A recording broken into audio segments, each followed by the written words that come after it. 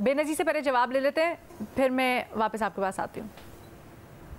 अलीना, जो इस हुकूमत में है वो तो कई बार बुला चुके हैं फिर भी पीटीआई को कि आप आए, आके बैठे, हमारे साथ बातचीत करें। जब वो ऑपोजिशन में भी थे तब भी वो पीटीआई से कह रहे थे कि आप आए, आके हमसे बात करें। आप हैं जो कह रहे हैं कि नहीं, मैं आपसे बात नहीं करूंगा, मैं सिर्फ एस्टैब्लिशमेंट से बात करूंगा। देखिए, मेरी तो यही राय है कि जब तक आप इन सियासी जमातों के साथ बैठ के आपने तय करना है, क्योंकि सियासी जमातें सबसे बड़ी स्टेक होल्डर्स होती हैं जमहूरी निजाम की, एस्टैब्लिशमेंट नहीं होती, उनका सबसे बड़ा फायदा होता है। आपने बैठ के सेट करना है रूल्स ऑफ द गेम कि ये है जो हम नहीं करेंगे। और मैं तो, मेरी राय में एलिना, जब ये चार्टर ऑफ डेमोक्रेसी के बाद कुछ हद तक हमने स्टेबिलिटी देखी, इसी फ्रेमवर्क की वजह से आज पीडीएम बनी, जब ये दोनों सियासी जमातें साथ बैठी और अभी दोनों जो है वो साथ इक्तदार में है। तो ये जो आइसोलेटेड किस्म की आपकी पॉलिसी है कि मैं किसी से बात नहीं करूंगा, बस डायरेक्टली उनसे बात करूंगा और सीधा शायद इक्तदार में जाऊंगा, ये नहीं काम कर रही। आपने कोशिश कर ली, नहीं काम कर रही। अब आप उनको इंगेज करें, दूसरी साइड को इंगेज करें, क्योंकि यही तरीका है आगे बढ़ने का। ठीक है, फखर भी कुछ कहना चाह रहे हैं? अच्छा, एक मिनट रुक जाए फखर, भट्टी साहब। मैडम शेख, बेनज़ीर शाह साहबा को गालिबन पता ही नहीं चला। इमरान खान साहब ने 3 पॉइंट सामने रखे, उन्होंने कहा मेरी रिहाई दरमियान से निकाल दें, मुझे निकाल दें, एनआरओ निकाल दें, डील निकाल दें, हाँ मैं बैठता हूँ इस हुकूमत के साथ। इलेक्शन भी निकाल दिया, हुकूमत को हुकूमत माना। और राना सनाउल्लाह साहब और इरफान सिद्दीकी साहब ने प्रेस कॉन्फ्रेंस की कि हम ये मुतालबे माने ही नहीं जा सकते। तो क्या करें, किस से बैठें और कैसे बैठें? ये बज़ाहिर जो टीवी चैनलों पर या आए मुज़ाकरात करें, भाई किसके साथ करें? आपके पास क्या है? कोई ऑफर करें, आप इतना भी रिलीफ दिला सकते हैं क्योंकि इमरान खान से मिल ले आपके कहने पर। इस तरह नहीं होती भट्टी साहब। बातचीत से पहले आप कहें कि आप मुझे ऑफर दें और ये मेरी कंडीशंस हैं, आप इनको माने। आपको पहले बैठ के बात करनी होती है, फिर आप कहते हैं कि ठीक है, ये कुछ चीजें हैं जो हम चाहते हैं, हमारी पार्टी है, हमें बहुत पॉपुलर वोट है हमारा, ये कुछ चीजें हम चाहते हैं हमारे लीडर आए, वो भी आके बैठे और बातचीत करें। ये तो नहीं होता। मुझे नहीं पता ये कहाँ पे होता है। ये तो ट्रम्प जैसी बात है कि हम पहले आप पे बमबारी करेंगे और फिर आप आ जाएं, हमसे आप बात कर लें। अच्छा, फखर भी कुछ कहना चाह रहे हैं। फखर, भट्टी साहब एक सेकंड, फखर का पॉइंट ले ले, फिर आते हैं आपके पास। एक बात जो मजर साहब ने की कि इसके 2 वो हैं पहलू हैं, क्या ये तो नहीं है कि इनको दीवार के साथ लगाया गया। देखें, दीवार के साथ लगाए जाने वाली बात मजर साहब की मान भी लें तो क्या ये पहली मरतबा हो रहा है किसी सियासतदान को या पूरी सियासी जमात को दीवार के साथ लगाया गया है? इन्हीं इमरान खान ने अपने दौर में जिस तरह अपने सियासी मुखालफिन को और हरीफैन को दीवार के साथ लगाया, उसको ही अगर हम कंपैरिजन कर लें कि इन दोनों पार्टीज ने एक दूसरे के जो दीवार के साथ लगे होने के बावजूद कैसे हिकमत अमली के साथ वो इस दीवार के लगे जाने से फिर बाहर है, इस कैफियत से बाहर है। देखिए, पिछली हुकूमत में इमरान खान वो बिल्कुल जो है वो इमरान खान की तरफ से बिल्कुल गलत था, और अब भी जो है अगर इनके साथ नाइंसाफ़ी हो रही है बिल्कुल गलत है। लेकिन सवाल ये है कि क्या इमरान खान ने जिस तरह अपने सियासी मुखालफिन के साथ किया, उसके बावजूद भी जो सियासी जमातें थी उन्होंने बातचीत को ही सबसे पहला जो है वो एक तरीक़ाकार बनाया। इमरान खान क्या कर रहे हैं, उन्हीं लोगों के साथ जो ये समझते हैं कि हमें दीवार के साथ लगा रहे हैं, यानी इस्टेब्लिशमेंट ने इनको दीवार के साथ लगाया। पीपल्स पार्टी या मुस्लिम लीग नून की तो ये समझते नहीं है कि इनकी औकात है कि ये उनको साथ इस तरह का कर सकें, तो उन्हीं से ही फिर ये बातचीत करना चाहते हैं। देखिए, सियासी जमातें खुद ही जो है वो जो अपने आप को जो है मजबूत कर सकती हैं, लेकिन हमने देखा है कि इमरान खान बजाय इसके कि सियासी जमातों को मजबूत करने के, उन्हीं हाथों को ही मजबूत करना चाहते हैं जो इनको दीवार के साथ लगा रहे हैं। दूसरी बात जो एक भट्टी साहब कह रहे थे कि उनकी कोई सुनवाई नहीं हो रही, किसी प्लेटफॉर्म के ऊपर सुनवाई नहीं हो रही। देखिए, 9 मई के बाद 10 मई आया। 10 मई को क्या हुआ था? इमरान खान ने मीडिया के साथ बात की, उनसे पूछा गया कि क्या ये जो कल तोड़ फोड़ हुई थी 9 मई को, तमाम जो मुख्तलिफ जो शोहदा के मुजस्मों को किया गया या बाकी जो इमारतों को वो किया गया, क्या आप इसकी मजम्मत करते हैं? इमरान खान ने कहा मैं मजम्मत नहीं करता, इसके ज़िम्मेदार एक ही शख्स हैं। फिर उसके साथ साथ क्या हुआ, इनको क्या सुनवाई नहीं हुई या क्या कोई इनको रिलीफ नहीं दिया गया? उसी दिन हाई कोर्ट ने इनको तमाम मुकदमात में जमानत दी, और ऐसे मुकदमात में भी कि जो अभी इनके खिलाफ दर्ज ही नहीं हुए उसमें भी पहले से जमानत दी गई। इनको रिलीफ मिलता रहा, इनको बार बार जो है वो सारा कुछ ऑप्शंस मिलती रही, लेकिन उसके बावजूद भी ये उसी अपनी पॉलिसी के ऊपर मुसर रहे कि नहीं, मैंने तो इदारों के ऊपर चढ़ाई करके, मैंने तो सियासी जमातों को जो है रिडिक्यूल करके ही बाहर आना है और फिर से दोबारा से। ये आपका बड़ा अच्छा पॉइंट है, मैं भट्टी साहब से इसका जवाब लूंगी, लेकिन मदर साहब पहले कुछ कहना चाहते हैं। एक बात याद रखें, देखिए चूँकि हम आज के दिन बात कर रहे हैं जिस दिन इस मुल्क में मार्शल लॉ लगा था, उस वक्त क्या सिचुएशन थी? उस वक्त ऑलमोस्ट एग्रीमेंट हो गया था अपोजिशन और गवर्नमेंट का, फिर भी मार्शल लॉ लग गया। उसमें जो दीवार से लगाने, बिल्कुल मैंने तो ये आप इमरान खान की बात करेंगे, मैं 50 बातें करूँगा कि इमरान खान की गवर्नमेंट ने, उन्होंने जो कुछ किया अपोजिशन के साथ, वो आज उसी की कीमत अदा कर रहे हैं। लेकिन उस वक्त जो आप कह रहे हैं कि दोनों बड़ी जमातों ने रास्ता निकाला, वो रास्ता क्या था? वो रास्ता तो उसी के थ्रू निकाला गया जिन्होंने 2018 का इलेक्शन मैनिपुलेट किया था। आपने उसी रास्ते को इख्तियार किया और आज इमरान खान वही गलती कर रहे हैं। वही रास्ता जिन जमातों ने मिलकर आपको इमरान खान की हुकूमत बनाई थी, उन्हीं जमातों से मिलकर इमरान खान की हुकूमत गिराई गई और आप इस्तेमाल हुए, ये दोनों बड़ी जमातें इस्तेमाल हुई। आज जब इमरान खान ये बात कर रहे हैं कि मैं उन्हीं से बात करूंगा, तो ये एक बड़ी सियासी गलती कर रहे हैं, ये उतनी ही बड़ी सियासी गलती कर रहे हैं। यही मैं बात कह रहा हूँ।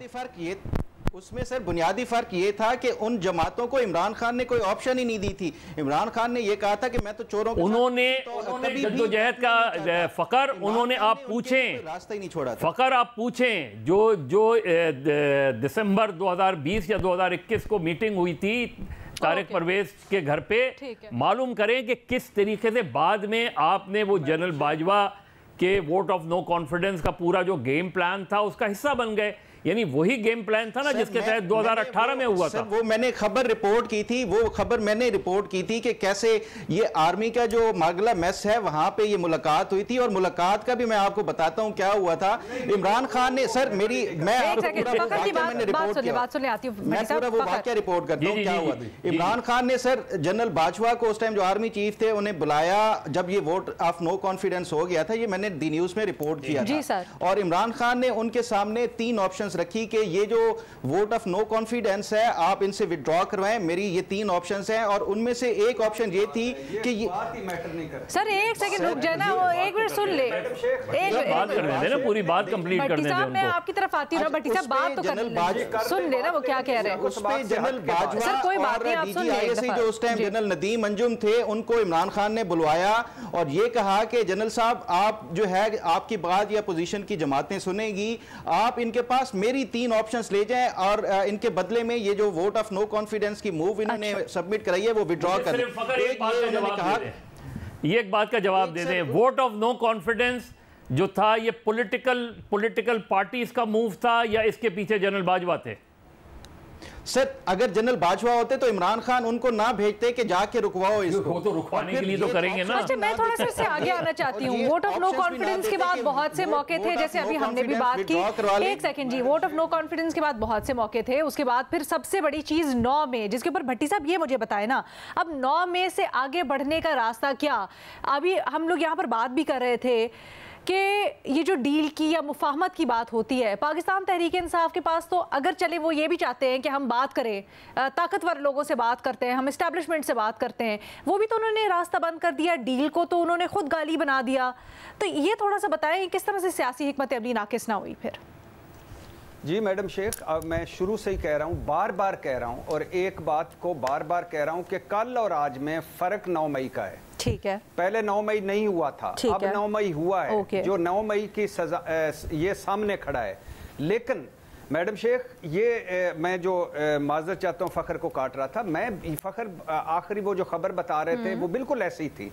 लेकिन मैं कह रहा हूं कि 3.5 पौने 4 साल में उस अपोजिशन ने क्या किया? क्या कहा करते थे मौलाना फजल रहमान, इमरान खान से क्यों बात करें, हम निक्के के अब्बे से बात करेंगे। जरदारी साहब क्या करते थे? फार्मूला बनाने वाले मुझे कह रहे हैं कि फार्मूला बनाओ। मैंने कहा पहले इसकी छुट्टी कराओ। मौलाना साहब ने किससे डील की थी? शहबाज शरीफ साहब कहाँ जाते थे? तो ये सारी, लेकिन सर एक चीज फर्क, सॉरी भट्टी साहब 1 मिनट फर्क था बहुत। नवाज शरीफ साहब ने जब बात शुरू की, मरियम को कहा गया खामोश रहे, मरियम खामोश रही, कंप्लाई किया, एक चीज नहीं मुखालफत में हुई। यहाँ पर होती है बातचीत हो रही है, मुफाहमत हो रही है, वहां पर खान साहब की तरफ से एक ट्वीट आता है इतना जहरीला किस्म का, वो पता चलता है बातचीत क्या। हुकूमत से बातचीत होती है, वहां पर फिर जहरीले किस्म के बयानात और प्रेस कॉन्फ्रेंसेज होने शुरू हो जाती हैं। ये जरा स्ट्रेटजी का भी फर्क है भट्टी साहब। एक सेकंड भट्टी साहब से जवाब ले ले। भट्टी साहब, सारी सियासत जी जी जी मैडम शेख ठीक कह रही हैं, मैं आपके साथ एग्री करता हूँ। मैंने पहले भी बताया कि उस वक्त उनकी हिकमत अमली दोनों जमातों की क्या थी, यहाँ क्या मिसिंग है, ऐसी बात है। नहीं तो फिर भट्टी साहब इसको एक्नॉलेज करें ना। पाकिस्तान नहीं भट्टी साहब आपने शुरू में एक्नॉलेज नहीं किया था, आपने ये कहा कि वजह ये नहीं है। आपने कहा कि वजह ये, एक सेकंड ना भट्टी साहब, आपने कहा कि वजह ये है एक्चुअली कि मुफाहमत करने वाला ग्रुप मिसिंग है पाकिस्तान तहरीक इंसाफ में से। ये तो सारे के सारे मामला ही वहीं से निकला था। इमरान खान साहब आपने कहा कि नाकिस हिकमत अमली नहीं है, मुफाहमत करने वालों की कमी है। नहीं शायद आपने सुना नहीं, मैंने कहा था कि गलत फैसले, गलत हिकमत अमलियां और जो क्या उसको कहते हैं कि मुफाहमत करने वाला। ये बता दें 9 में से आगे बढ़ने का पाकिस्तान तहरीक इंसाफ के पास क्या रास्ता है? मैडम शेख मुझे नहीं लगता कि अब कोई रास्ता बचा है, अब कोई रास्ता नहीं है, अब सारा कुछ अदालतों में। सीधी सी बात यह है, सीधी सी बात यह है कि पॉलिटिकल फोर्सेस को पॉलिटिकल फोर्सेस से बात करनी चाहिए। नॉन पॉलिटिकल फोर्सेस का इंटरफेरेंस नहीं होना चाहिए। जो होता है हमारे यहाँ, जब तक वो नहीं खत्म होगा ये प्रॉब्लम चलती रहेंगी। बेनजीर 9 में से आगे बढ़ने का रास्ता अब पाकिस्तान तहरीक इंसाफ के पास क्या है? लीना वो तो कह रहे हैं कि आप माफ़ी मांग ले, लेकिन मेरे ख्याल से ये तरीका नहीं है आगे बढ़ने का। मेरे ख्याल से ट्रांसपेरेंटली एक इसकी इन्वेस्टिगेशन होनी चाहिए ताकि वाकई में पता चले कि कौन इसमें मुलव्वस था और कौन नहीं था। ये इसको सिर्फ इस्तेमाल करना अपने सियासी मकसद के लिए, मेरे ख्याल से ये सही तरीका नहीं है। मुल्क की तरफ से आप सोचना चाहिए सिवाय इसके कि PTI के लिए क्या बेहतर रास्ता है। ठीक है जी, फखर साहब क्या रास्ता पाकिस्तान तहरीक इंसाफ के पास बचा आगे बढ़ने का? यही है, मेरा ख्याल है कि अदालतों को ही फैसला करने दे जो भी हो, लेकिन जो बेनज़ीर अभी बात कर रही हैं कि ट्रांसपेरेंटली इसकी जो है तहकीकात होनी चाहिए। देखिए कैसे हो सकती हैं, एक अदालत अहकामात दे रही है, पिछले 1 साल से ये कोशिश की जा रही है इमरान खान से कि उनका पॉलीग्राफ टेस्ट लिया जाए, उनके वॉइस मैचिंग टेस्ट लिए जाएं, लेकिन बार बार इमरान खान जो है वो ना पॉलीग्राफ टेस्ट कराते हैं ना अपनी वॉइस मैचिंग वो कराते हैं। ये देखें, ये कानून के मुताबिक जो है वो लाजमी है, अगर वो उसमें कंप्लाई नहीं कर रहे तो उसमें फिर ये ट्रांसपेरेंसी का फिर जब बाद में क्वेश्चन सर वो फखर साहब कहने वाले कहते हैं कि उसमें मेलिफाइड इंटेंट है हुकूमत की। वो कहते हैं कि जी इसमें से कुछ ऐसा निकाला जाएगा खान साहब के खिलाफ जिसको फिर आगे मुद्दा मजीद बनाएंगे। टेस्टां ते आके रुक गई है गल, टेस्टां ते आगे मुक गई है तो फिर ना ही साइंटिफिक ये जितनी भी होती है आपके इन्वेस्टिगेशन में, ये साइंटिफिकली जितनी भी ये चीजें होती हैं ये ज्यादा साइंटिफिक हुई है, जरदारी साहब से ये साइंटिफिक हुई है, बिलावल साहब से हुई है। चलिए भट्टी साहब आपका पॉइंट आ गया, मैंने भी सवाल बना के रख दिया, फखर का जवाब सुन लेते हैं, then I have to close. जी फखर साहब क्यों जरूरी है? देखें इमरान खान पहले दिन से इसको कह रहे हैं कि ये जो 9 में है एक फॉल्स फ्लैग ऑपरेशन है, एजेंसीज ने खुद किया है।